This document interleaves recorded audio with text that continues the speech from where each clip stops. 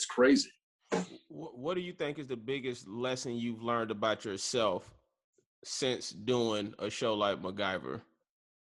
What you can handle. I mean, I'm sitting here on this show right now and just listening to some of the things go right or wrong, maybe, but it's all going pretty right. But I mean, nothing will ever affect me ever again, because it's just, that is the toughest schedule you'll ever do.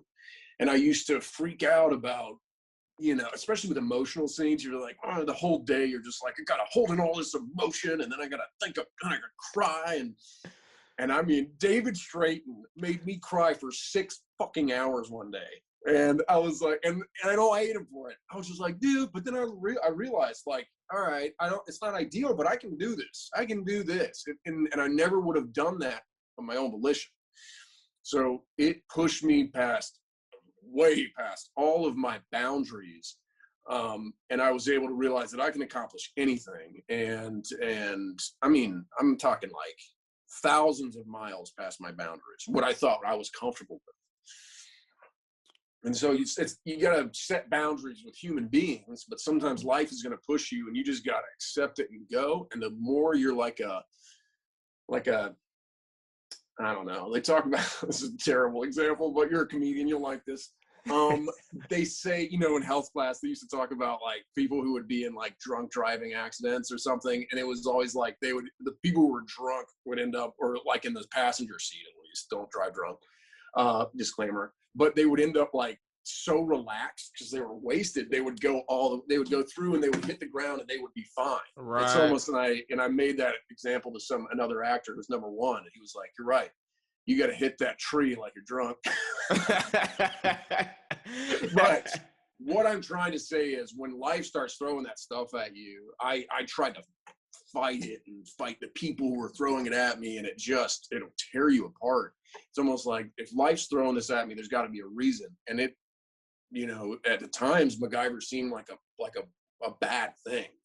And over time, I learned they were all good, even the things that seemed bad. And then there's the obvious good things, like I got paid, I don't have to worry about money in the way that I used to anymore. But then there was the bad that seemed bad, that were like just challenges to overcome that made me 10 times the man I was before. Yeah, that's the thing I learned from doing Rush Hour. And I probably said it to you on set too, or at least I was thinking it, which was, after I did Rush Hour, I realized I could do anything when it comes to acting. Right. Because the workload is crazy. And I used to think the same thing about you. I was like, after this experience of MacGyver, you can do anything. No work schedule or anything, because with anyone that don't comprehend, because there's still a couple of fucks that's listening, and they're thinking, you're an actor and you should be happy and it should be good. And we're not designed to work 12, 13 hours every day for 9 months. And then maybe 10 months. Like, that's not how, like, think about your work schedule, whoever's listening. You probably work 8 hours a day. You probably work 8 hours a day. He's working 12 to 13 hours a day, every day, sometimes even on a Saturday, Right, that first year. Yeah. So, that's what I realized about this. But I'm gonna tell you something that Ernie Hudson told me when he guest starred. I probably was making some self-deprecating joke or some shit, talking shit, and something, so I didn't kill myself on the show.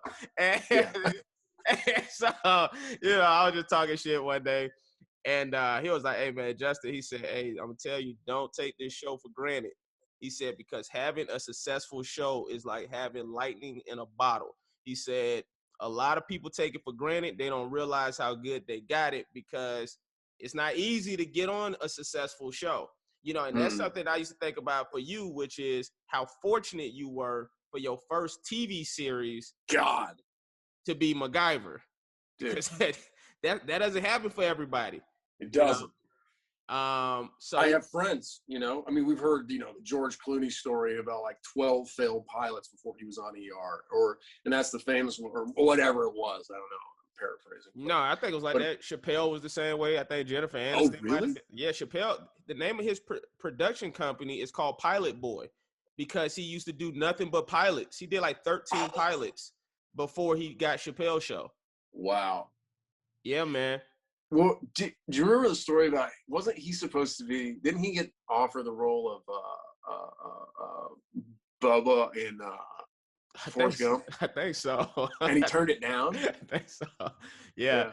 Chappelle's been like super industry hot for years. He was always like that dude. Well, why wouldn't he be? Yeah. I mean, yeah, when you that brilliant, I'm sure they're like, yo. Yeah.